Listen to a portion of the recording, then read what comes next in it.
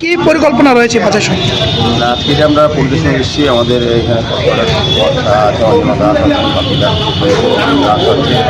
এই এলাকার নাগরিকদের একটা অভিযোগ ছিল এবং আমিও পদক্ষেপ করেছি, দেখেছি যে রাস্তার পাড়ে এখন প্রায় জায়গাতেই অস্থায়ীভাবে কিছু কিছু ব্যবসায়ী অনৈতিকভাবে রাস্তা দখল করে ব্যবসা করছে।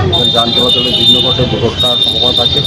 তো এই এলাকার মানুষজন অভিযোগ করেছেন, পরিকল্পনা চেয়ারম্যান আমার সঙ্গে বলেছেন, করেন।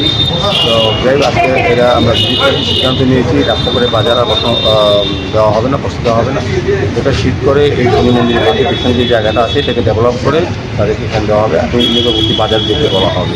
এইভাবে সারা আগরতলা শহরে বিভিন্ন বাজারগুলি যেগুলি রাস্তা পাড়ে বা ব্রিজের উপর পড়ে যায়, যান চলাচলের বিঘ্ন ঘটে, সেগুলিকে আমরা সরিয়ে দেবো। তাই আজকে বিবেকানন্দনগর বিদ্যাসাগর সেতু সংলগ্ন যে বাজারটাকে আমি এখানে আমাদের বিজেপির চেয়ারম্যান আছেন ওনাকে বলবো যে তাও ব্যবস্থা গ্রহণ করে পরবর্তী সময় আমরা এই জায়গাটা ডেভেলপ করে আমরা তাদেরকে সরিয়ে দেবো। তোমার এলাকা তো এটা এই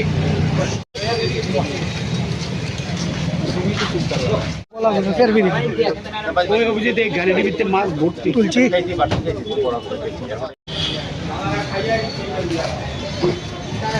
আমি